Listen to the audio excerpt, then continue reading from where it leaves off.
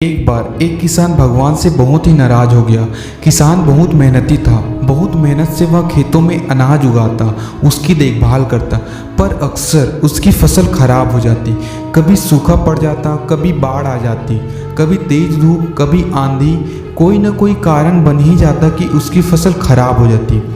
एक दिन वह किसान गुस्से में आसमान की ओर देखकर भगवान से कहा, हे ईश्वर, आपको लोग सर्वज्ञाता मानते हैं कि आप सब जानते हैं, कहते हैं कि आपके इच्छा के बिना एक भी पत्ता नहीं हिलता, पर मुझे तो लगता है कि आप छोटी से छोटी बात भी नहीं जानते। आपको तो ये भी नहीं पता कि खेती बाड़ी कैसे करते हैं। अगर आप जानते होते तो हर समय जो बाढ़, आंधी और तूफान आते हैं वह कभी नहीं आते। आप नहीं जानते कि कितना नुकसान उठाना पड़ता है हम किसानों को। यदि आप मेरे हाथ में यह शक्ति दे दे कि जैसा मैं चाहूँ वैसा मैं मौसम कर दूँ, फिर आप देखना मैं अन्न के भंडार लगा दूंगा। भगवान इस किसान के तीखे वाक्य सुनकर मुस्कुरा रहे थे और वह किसान के सामने प्रकट होकर बोले, मैं आज से तुझे यह शक्ति देता हूँ कि तुम अपनी खेतों पर तुम्हारी जैसी इच्छा हो तुम वैसा मौसम कर दोगी।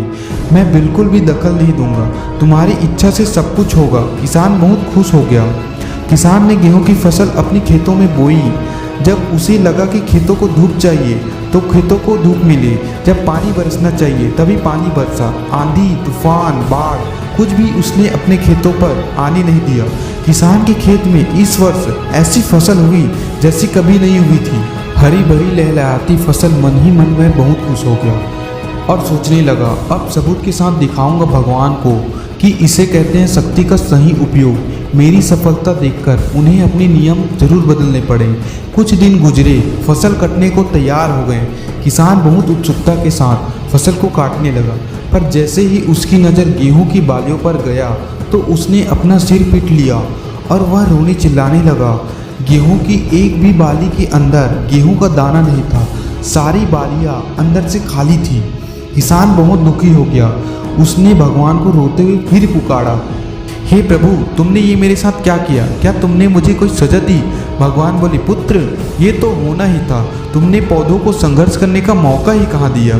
ना तो तुमने उन्हें आंधियों से जूझने दिया, ना तो तेज बारिश से सहने दिया, और न ही धूप में तपने दिया।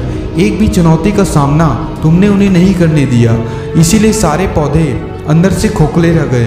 जब आंधी, तूफान, तेज बारिश और धूप पड़ती तभी ये पौधा अपने अस्तित्व को बचाने के लिए संघर्ष करते हैं, और इसी संघर्ष से एक बल पैदा होता है जिसमें शक्ति होती है, ऊर्जा होती है, और यही ऊर्जा पूर्ति तेरे गेहूं के दानों की तरह जो नहीं फूटी। तूने उन्हें कठिन परिस्थितियों से गुजरने ही नहीं दिया जहां उनके अस्तित्व का जन्म होता। सारे बालियां इसीलिए खाली हैं। इसमें एक भी गेहूं का दाना इसीलिए नहीं है क्योंकि तुमने अपने पौधों को संघर्ष कराया ही नहीं। याद रखिए, स्वर्ण में सवर्णीय भाग तभी आती है जब वह आग में तपने, गलने और हथौड़े से पीटने जैसे संघर्षों से गुजरता है। कोयले का टुकड़ा हीरा तभी बनता है जब वह उच्च दाब और उच्च ताप की मुश्किल परिस्थितियों से गुजरता है। इसी तरह यदि हमारी जिंदगी में कोई संघर्ष ही ना हो, कोई चुनौती ही ना हो, तो हम भी गेहूं की बालियों की तरह खोखले रह जाएंगे। कोई अस्तित्व नहीं होगा हमारा। विपरीत परिस्थितियाँ, चुनौतियाँ, समस्याएं हमें और अधिक निखारती है। यदि जीवन में कठिन परिस्थितियाँ और चुनौतियाँ आए तो घबराना मत, बल्कि सामना करना, विश्वास करना कि आप और अधिक निखर जाओगे और अधिक मजबूत बन जाओगे। किसी ने क्या खूब कहा है, जिंदगी जीना आसान नहीं होता, बिना संघर्ष कोई महान नहीं होता। जब तक न पड़े हथौड़े की चोट तब तक पत्थर भी भगवान नहीं होता।